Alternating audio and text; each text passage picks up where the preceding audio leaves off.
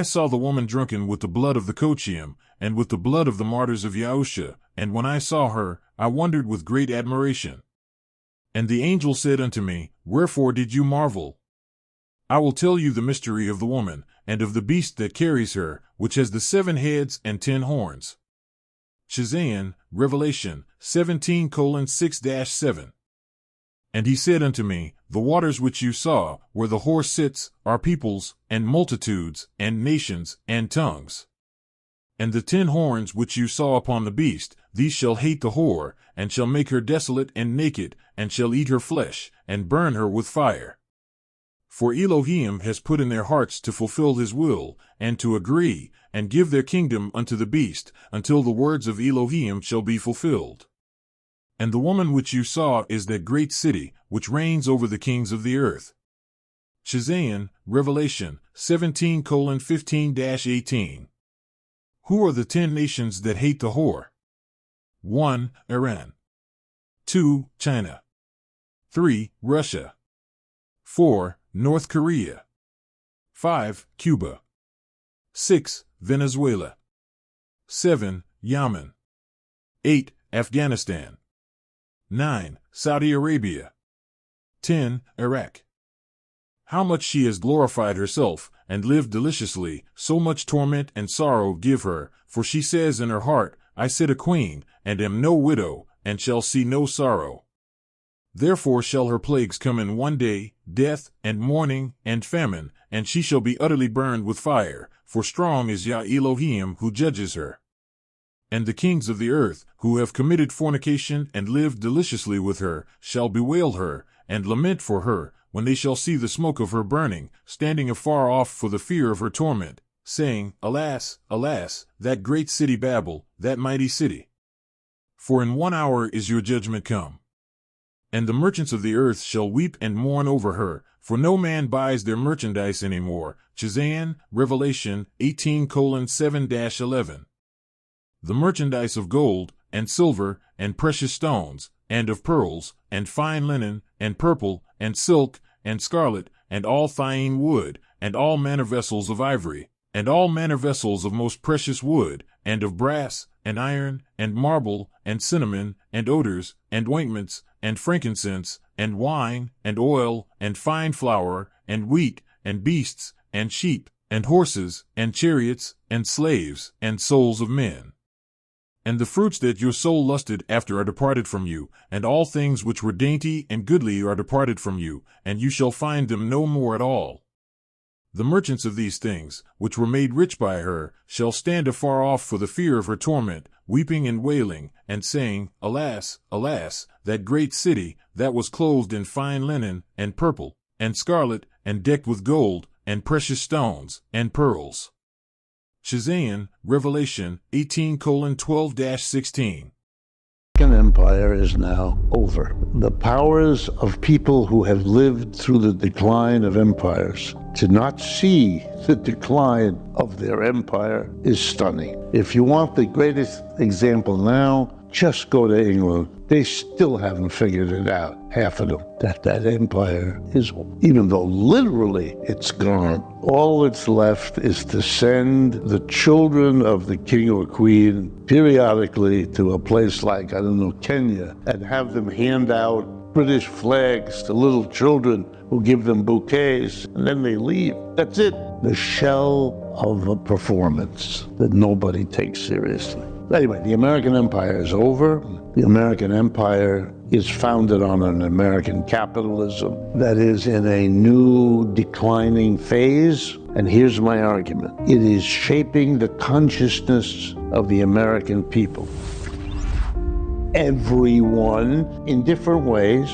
It is having double the effect because it can't be spoken. Every psychologist will tell you, trauma is a bad thing to have in your life. A trauma that you cannot talk about. The only hope to ameliorate it, to soften its impact, is have it talk about it. Talk about it with your parents, talk about it with a relative, talk about it with a psychologist, talk about it with a therapist. You've got to get, sooner or later, or to say the same thing in another aphorism that psychologists like. You want to get over it? The only way over it is to go through it. You have stress. For a country that had 75, maybe 100 years of global dominance, certainly since the Second World War, but even earlier, but certainly since so that's a long, that's 75 years roughly, right? So total dominance. I mean, nobody was close. I explained to people, because I'm an economist, the Soviet Union was never an economic competitor of the United States. I give them a statistic, because Americans don't know, because they could find it out in 2 seconds. What is a GDP? You know, the GDP gross, right? It's a rough economics measure of the size of an economy, the footprint, total output of goods and services in a calendar year. So the GDP of the United States right now, $24 trillion. The GDP of Russia right now, $1.5 trillion. Do you understand? To think of the Soviet Union as an economic competitor means you're ignorant. China is the new empire. That's it. It's over. It's been over for 10, 15 years, and it becomes more over every minute. It's a phenomenon that is in no way hidden and in no way difficult to discern. I'll give you an example. This year, like every one of the last 30, the GDP is growing faster in China than here. Usually double or triple. This year, the United States will grow 2.5%. China will grow 5%. That's the normal relationship. Been going on for a generation. It's over. It's just over. There is a question. The Chinese say they don't want an empire. Now, on the one hand, that could be unbelievable wisdom. Could be, especially in China, because they had an empire once. They actually are looking at the second time. The United States never had that as a new situation. They want a multipolar world. Xi Jinping says it. He says it repeatedly, and he doesn't say it with a twinkle in his eye. Doesn't mean it's going to happen, but maybe we're on the cusp of a different way of organizing the world. We don't have the American Empire, the British Empire, the Dutch Empire,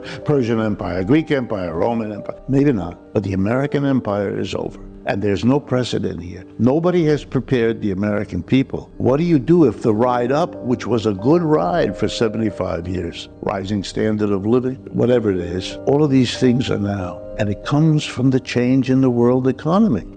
The G7, US and its major allies, is now a smaller aggregate GDP than the BRICS. Brazil, Russia, India, China, and South Africa, that's the original BRICS, they're 20 years old. And they have recently been joined by 6 other countries, including Iran, Saudi Arabia, Egypt, and some others. And there are about a dozen that have applied, more or less. The BRICS is already aggregate GDP larger than the G7. You know, why is this important? Because every country's leaders, whether they are right-wing, left-wing, they're all readjusting to what? To the changing world economy. If you're a small African country and you need to build a railroad, it used to mean you would go to London, New York, Paris, and hope and ask and see if they'll bring their bankers to meet with you and you could arrange a loan to develop your country. If you're having trouble selling your products, where would you go? If you're having trouble buying, where would you? Now everybody has a second option. You don't have to go west, you go east. Go to New Delhi, go to Beijing. Why? They have more money. I'm exaggerating, but it doesn't have much to do with ideology, but not much. It has to do with a changing world economy. And even if you're a partisan of one or the other, you don't want to be left out of, you know. Emmanuel Macron, the leader currently of France, who's on his way out. His people have rejected him totally. But before that happened, he made noises he wanted to join the BRICS. They turned him down, by the way. They don't need him. The Americans don't get it.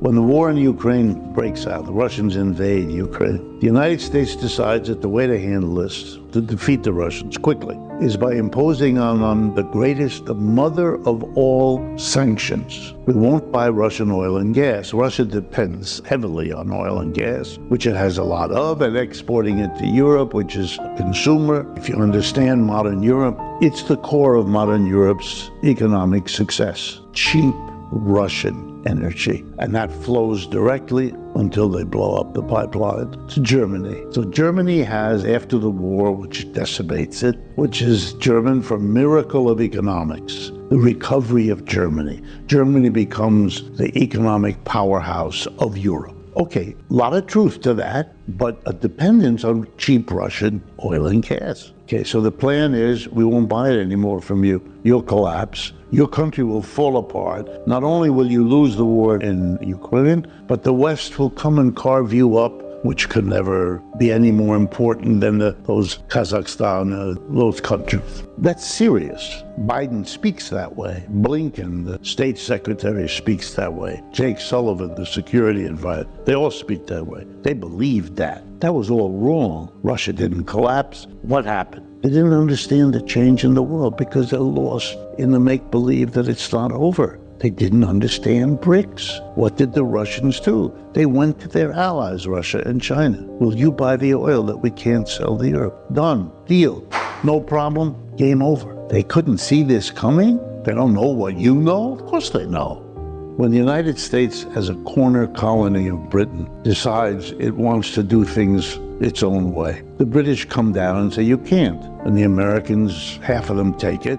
The other half are pissed off. So then we have a war. It's very important. The British go to war against the United States, their own colony, to say to the colony, you are not going to go your own way. You're going to do what we tell you. George III, king, sits in England, and George Washington sits here. And the British, to everybody's amazement, including George Washington's, lose the war. 1812, they try again. They fail again, and they reach a conclusion. And so they work out a live and let live deal with their colony, even though they're competitors in many ways. We can work something out, and they do. That will become the American strategy toward China.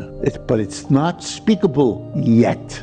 And you know, the first politician who says it, and says it clearly, will be the next president, because it'll be understood, however bitterly, as the best way to go, as it was in England. They didn't like it, they hated it, then they did it. And this country will too, because what is the alternative? Nuclear war? Really? You want to do that? Endless of these proxy wars? And by that I include the one in the Middle East, about to explode, absurd games in the South China Sea around Taiwan. So I think all of these are, to bring it back, consequences flowing out of a changed world economic arrangement, which can be summarized in a lot of ways: the arrival of the BRICS, the emergence of China, the decline of the American empire. There are a lot of different ways of categorizing or characterizing what's going on, just as there are many ways in which it shapes the American consciousness. I think Americans are very distressed. They get it. There's a reason why MAGA is the slogan. Why? Make America great. They know that there was something lost. The war in Vietnam, forget everything else. It was lost. We lost. The war in Iraq, we lost. The war in Afghanistan, we lost. You know, if you go back and you read Gibbon or anybody else on the decline of the Roman Empire, they call them Vandals, barbarians coming from the Central European steppes that were ripping apart the Roman Empire. We sent 500,000 people to Vietnam. We lost. It's a communist country. In a way, I think that Trump was the first to cash in on this. There's something terribly wrong in this country, and I'm not like the others who pretend it isn't there. I'm not Bush, the Republican. I'm not Clinton. I'm going to say naughty things. I think what we've had so far is we've had the rich and the powerful in a declining empire using their wealth and power to hold on. And you know what that means? They're offloading the cost of a declining empire on the middle and lower classes. That can't go on. I'm the champion, but I'm saying to the rich and powerful, we're going to take a chunk of what you got. But if we don't, then everything will be lost. And they'll buy it, because they'll be by that time frightened by enough Ukrainians. For in 1 hour so great riches is come to naught. And every shipmaster, and all the company in ships, and sailors, and as many as trade by sea, stood afar off, and cried when they saw the smoke of her burning, saying, What city is like unto this great city? And they cast dust on their heads, and cried, weeping and wailing, saying, Alas, alas, that great city, wherein were made rich all that had ships in the sea by reason of her costliness. For in 1 hour is she made desolate.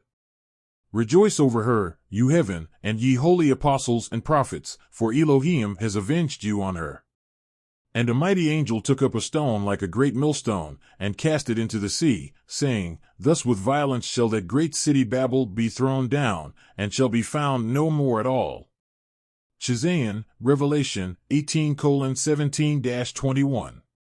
And the voice of harpers, and musicians, and of pipers, and trumpeters, shall be heard no more at all in you, and no craftsman, of whatsoever craft he be, shall be found any more in you. And the sound of a millstone shall be heard no more at all in you, and the light of a candle shall shine no more at all in you, and the voice of the bridegroom and of the bride shall be heard no more at all in you. For your merchants were the great men of the earth, for by your sorceries were all nations deceived.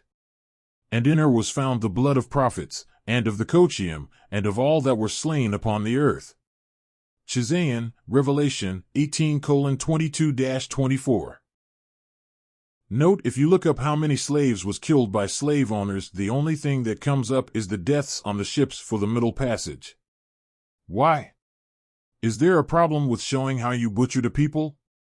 But if you look up King the Real History of Leopold II, you can see he killed more than 13 million Congolese/Lumumba. But you threw your rock and now you are hiding your hands. And guess how Leopold infiltrated them? The usual way, Christianity. But the United States has not stopped killing blacks since the time of slavery. It continued with lynching and with the police and also sundown towns. Do we really have to wonder who the whore is in Revelation? And whosoever shall not receive you, nor hear you, when ye depart thence, shake off the dust under your feet for a testimony against them. Verily I say unto you, it shall be more tolerable for Sodom and Amorah in the day of judgment, than for that city. Mark 6:11 Sefer.